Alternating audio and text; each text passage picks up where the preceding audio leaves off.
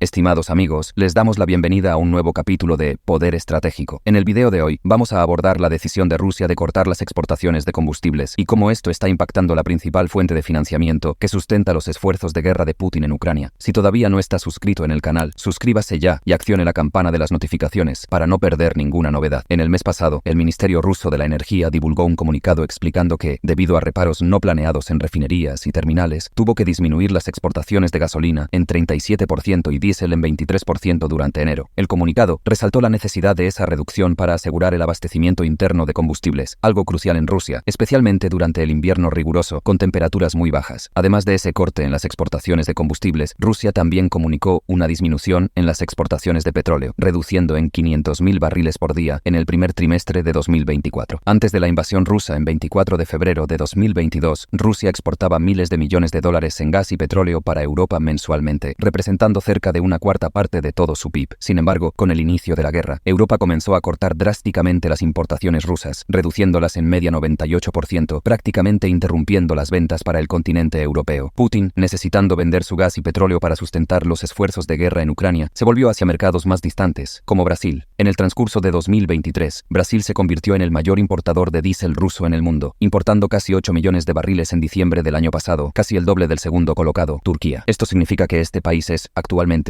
un financiador significativo, aunque indirecto, de la invasión rusa en Ucrania. Es por medio de esas ventas, como las realizadas para Brasil, que Putin consigue mantener un flujo de caja robusto, suficiente para financiar sus enormes esfuerzos de invasión y expansión territorial. Ucrania, consciente de esto, comprende que la mejor manera de afectar esta situación es atacar directamente las refinerías y los terminales responsables por esas exportaciones. Uno de los mayores ataques ucranianos de ese tipo ocurrió en 21 de enero, cuando varios drones atacaron el gigantesco terminal ruso de Ust-Luga, en el mar Báltico, uno de los mayores de Rusia, responsable por la exportación de cientos de miles de barriles de combustible y derivados de petróleo mensualmente. Ese terminal también almacena y procesa grandes cantidades de combustible de aviación y nafta, un importante compuesto derivado del petróleo utilizado como materia prima por industrias petroquímicas. El ataque ucraniano contra esas instalaciones llevó a Rusia a anunciar un corte en las exportaciones de 136.000 barriles de nafta por día, resultando en una reducción que tendrá un impacto diario de decenas de millones de dólares a menos en las finanzas de Putin para financiar su guerra. El ataque ucraniano en Ust-Luga fue tan intenso que, de acuerdo con el viceprimer ministro ruso Alexander Novak, el terminal solo retomará su operación completa en, por lo menos, 1,5 meses. Además, en el último sábado 3 de febrero, una de las mayores refinerías rusas, la Lukoil de Volgogrado, también fue objetivo de drones ucranianos. Los daños todavía no fueron totalmente evaluados, pero por las imágenes es posible ver algunos edificios en llamas, y sabemos que fuego y refinería de petróleo definitivamente no combinan. Esto significa que el proceso de refino fue interrumpido y solo será retomado después de la conclusión de las reparaciones. En los últimos meses, Ucrania realizó cerca de una decena de ataques significativos contra refinerías y terminales rusos por medio de drones de largo alcance, con autonomía de casi 1.000 kilómetros y cargas explosivas suficientes para provocar grandes incendios, obligando el cierre temporal de las instalaciones. Dado que esos drones son relativamente pequeños y compactos, y los ataques generalmente ocurren durante la noche, se vuelve bastante difícil detectarlos por radar o a simple vista. Esto significa que la única manera de Rusia proteger esas instalaciones valiosas sería enviando sistemas de defensa aérea para allá, pero en ese caso, Rusia tendría que desplazar esas defensas aéreas de Ucrania, es decir, para proteger la cabeza, Rusia precisaría, inevitablemente, desproteger los pies. Si Rusia decidir reforzar la protección de sus refinerías y terminales en el norte, en el mar Báltico, y en el sur, en el mar Negro, las posiciones que ella actualmente mantiene en Ucrania verán una reducción en su nivel de seguridad. Sin embargo, dada la extensión del número de instalaciones rusas de refino dentro de un radio de hasta 1.000 kilómetros de Ucrania, se vuelve impracticable para Moscú asegurar la protección aérea de todas ellas. Esto evidencia que la estrategia ucraniana está generando resultados positivos en dos frentes principales. Primero, impacta la principal fuente de recibida que sustenta el macizo esfuerzo de invasión de Putin, como visto en el corte de 37% en las exportaciones de gasolina y de 23% en las exportaciones de diésel, cortes que, como mencionado, afectarán también a Brasil, el mayor importador mundial de diésel ruso. Segundo, fuerza a Rusia a retirar defensas aéreas de Ucrania para enviarlas a sus refinerías y terminales, evitando el colapso total de las exportaciones de combustible y derivados de petróleo. Al escoger atacar fuentes cruciales de recibida, Ucrania está haciendo una elección inteligente tanto económicamente como estratégicamente en términos de defensa aérea. Esos ataques ucranianos colocan nuevamente en riesgo los recursos financieros para la guerra de Putin. Agradecemos por acompañar nuestro análisis sobre ese tema. Comparta sus reflexiones en los comentarios y no se olvide de suscribirse para recibir más contenido relacionado con este asunto. Explore también nuestros otros videos que abordan los eventos que están influenciando nuestra historia. Hasta el próximo video.